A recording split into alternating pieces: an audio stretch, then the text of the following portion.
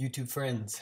So I just got done making my Chinese video, and I thought, well, while I have my language energy going, why don't I make an Arabic video as well? So, Arabic. I have only learned words since yesterday. I'll tell you the story. I was at work and I was by myself, and one of my coworkers called me up and she's like, "Hey, so I'm sending a guy over. His name is Fahad." She didn't say it that well, but she was like, "Fahad." And I was like, "All right, like, this should be cool." I was like, maybe he's, I don't know, it sounds like he's Arab. So he came over, he and his friend Isa, which means Jesus in Arabic. Fahad and Isa, they came over, and while we were waiting for this transaction to go, I mean, they were there for a while, like 10 minutes. And, I told them, I love languages and I love learning. Can you guys teach me some Arabic words? They were like, sure. And so I asked them, what's the hardest word for an American to say in Arabic? And they told me, good morning. And I was like, all right, well, let's hear it. What is it? And they were like, okay, well, it is Sabah al Khair. And I repeated it, and they looked at me and they were like, what? Do you speak Arabic? And I was like, no.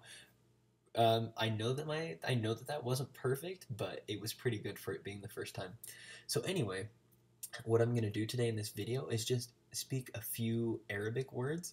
I It's the same thing with Chinese, and I know less Arabic than I know Chinese, but Arabic is easier, at least for me, than Chinese. I think it might be because Arabic is closer to Spanish.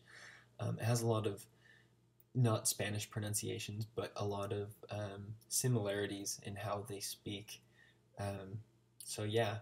So for example, the first word that I learned was Sabah al Khair, which is good morning. Then there's Masa al Khair, which is good afternoon. There's hello, which is Ahlan. Um, Ahlan. So for example, it sounds like there are two H's, right? There's al Khair and then there's Ahlan. So the H in Arabic is kind of like you take your glasses off and your how do you say that in English? I don't know. You're cleaning them, so it's like so ahlan. That's hello. And then to say like how are you? You would say um كيف ال كيف ال كيف الحال كيف الحال. And to respond to that, to say fine, you would say بخير. So khair, you have to do it from the back of your throat. It's similar to German a little bit. For example, like sicher, like Sicherheit, or something like that, Möglichkeit. But it's deeper, so it's like al khair. So I know that, for example, to say nice to meet you, you would say tasharrafna. So that's closer to Spanish, the trill of the R, tasharrafna. For example, to say please, you would say min fadlak. To say I am or my name is, you say ismi, ismi Michael. To say what's your name, you say ma. So ma is what, ma ismuk. And to a woman, you would say ma ismuki. For example, to say I am from America, you would say Ana min America.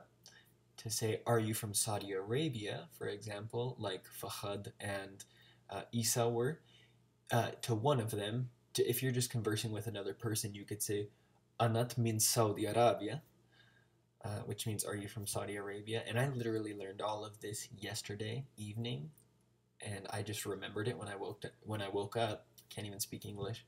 So I can't remember if there are any other words that I remember, but Arabic is awesome. Like, Chinese is hard, so I'm almost tempted to just stop Chinese and start on Arabic, but I'm going to keep going with Chinese, and by next year I will have started with Arabic. So, oh, by the way, you can say shukran, um, to say thank you, and What else? To say goodbye, you can say ma salama.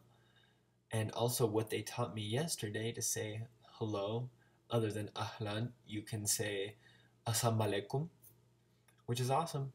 I mean, so now hopefully I have taught you a little bit of Arabic, and I am looking for constructive criticism on how my Arabic accent can get better. So, shukran, and uh, tasharrafna.